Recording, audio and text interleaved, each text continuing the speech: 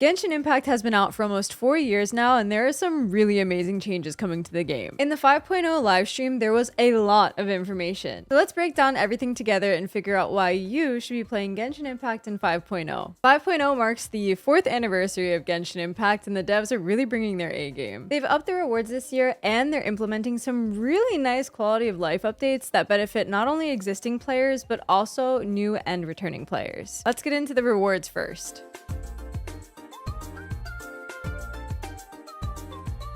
Starting this year and every year from now on, Genshin Impact will be giving each player a free 5-star standard banner character of your choice. Apparently they plan on adding more characters to the standard banner, so I'm really excited about this because I need new standard characters. All of you guys out there that are missing just one standard banner character, I know you guys have to be excited about this right now. As far as pulls go, we're getting a free 10 pull from a login event, and we're getting 1600 Primo Gems in the mail as well. So with both of these together, we're getting 20 free pulls, plus we're getting a little companion that is so adorable. As always, we've gotten a free companion for the last couple of years, and they're always so cute. This one is called the Firstborn Fire Sprite, and I'm obsessed. Okay, so for you returning players out there, have you guys heard of the Stellar Reunion? If you haven't, when you take a break from the game, I think it's 45 days. If you haven't logged in for 45 days, you receive some rewards for coming back. You have to be AR 30 and above, but if you trigger Stellar Reunion, they've updated it now where you get an additional 10 free pulls from the system, which is super nice. With the upcoming 5.0 patch, we're heading to our newest region, Natlan. Obviously, we'll have new areas to explore, new characters to meet, and tons of content to play through. We're getting 2 new 5-star characters in this patch with Mualani and Kinich. Kinich? I could be saying that wrong.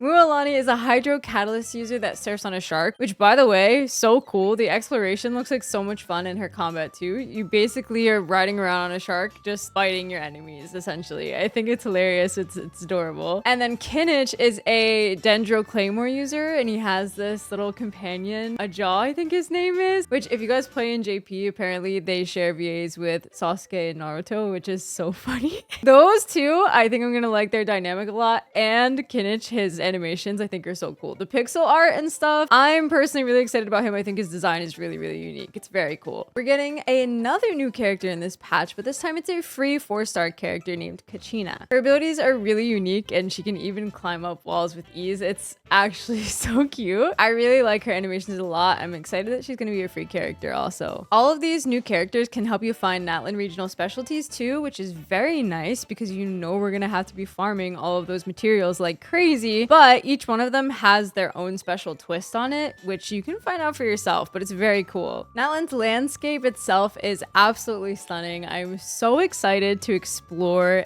every single part of it, and I can already tell that the lore is going to be so rich. For me, Genshin's story has been continuously getting better year after year, so I'm really excited to see what's in store, and I'm excited to see what they do with the Archon quest. I want to see how they're going to take this whole tournament arc and twist it into something different. We've had foreshadowings of a war potentially going to be happening soon and like events and things like that. So I'm gonna let Genshin cook. I'm excited though. I think that's probably what I personally am most excited for in Natlan, is all of the lore and the Archon quests and whatnot. Especially with all these Abyss mentions that we saw in the preview.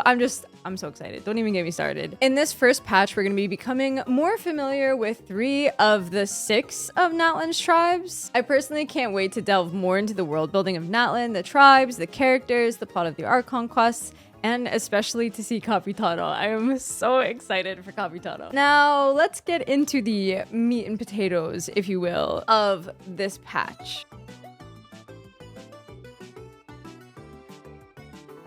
The optimizations in 5.0 have genuinely made me so happy because some of these things are things that people have been asking for a little while. A few things here and there that I didn't even think of, but I'm still excited for. But listen, can I just tell you, I am a sucker for quality of life. So good news for those of you that are either new, returning, or maybe you're just really lazy to do your Archon quests. But you'll be happy to know that it's now much easier to access the Natlan storyline if you so choose to skip to it. After completing the Liyue Archon quest, you'll immediately have access to Natlan storyline. So once you meet big boy Zhongli, you don't even gotta worry about going through Inazuma, Sumeru, or Fontaine. You can skip them all and go straight to Natlan.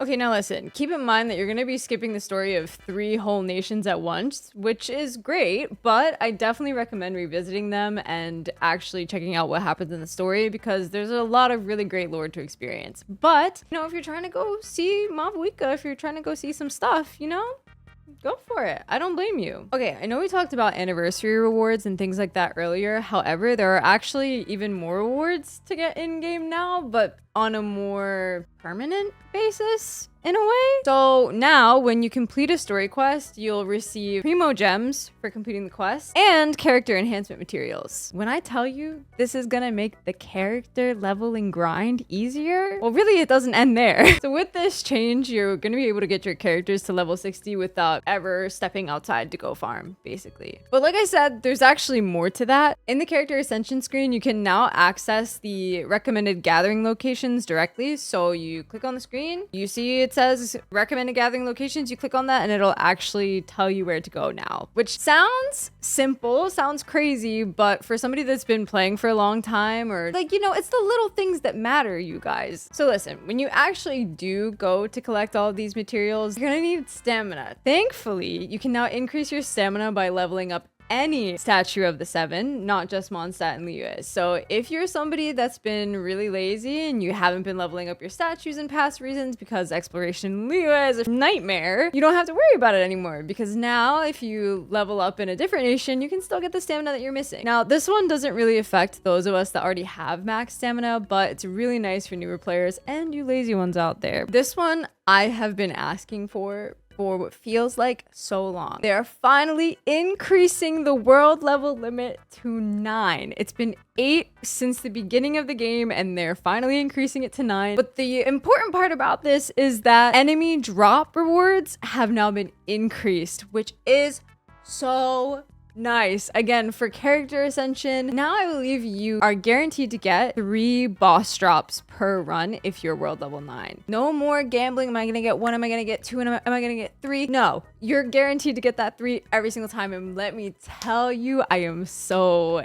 excited for this. Like, this is so nice. Again, it seems small, but in the grand scheme of things, especially if you're somebody who plays every day, it's amazing. All right, guys, we all know it. The weapon banner, absolutely terrifying, but it's now getting less terrifying. Before, max fate points required to get the weapon that you want, 2. Now, max fate points to get what you want, 1. Honestly, such a game changer. Makes people more willing to pull on the weapon banner, myself included. It makes it so much less scary because let me tell you, having to lose your 50-50 more than once is just, it's a pain that nobody should be put through, and yet we were put through it for so long. But hey, we're getting out of the trenches. I never thought the day would come. Artifact changes are finally here. Still don't have artifact loadouts, but we do have something maybe even better, in my opinion. There's a new special item in game that can generate artifacts with a main stat and 2 substats of your choice. Gone are the days of trying to farm my life away for that perfect on-set Hydro Damage Goblet for Nuvulet with both crit rate and crit damage. Because now I can just craft it. And let me tell you, I have never been so happy. Wow, I think I really need to get my priorities in check here. Well, but hey, I'm excited. What can I say? Plus, when dismantling artifacts, we can now convert to artifact leveling materials instead of just Mora, which is really nice. So for those of you that are rich in Mora, myself included, we can just get some leveling up materials while still freeing up some space because, guys, I have been maxed on artifact space for the last 1 month minimum, and it has been brutal. It's been so brutal. I've been waiting for the strong box. As someone who's been playing Genshin Impact for about 4 years now, this patch is genuinely so refreshing, and I'm really happy to see all of the quality of life changes and the increased rewards. It makes me hopeful about the future of the game and to see what else they're going to do in the future to optimize and improve the game. Every year at Genshin's anniversary, I always feel really nostalgic, and this time is no different, especially in the live stream, hearing them show off the new music for the new region and getting to see them talk about the game and see how passionate about it they are. It makes me really excited. So whether you're a veteran player, a returning player, or a new player to the game, I think there's really a lot to look forward to in the upcoming patches. And with that, I think I've yapped enough for one day, so I'll see you guys in the next one. Don't forget to like, comment, and subscribe. Let me know what you thought about the 5.0 live stream and what you're looking forward to the most in 5.0 and in Natlan. Bye guys!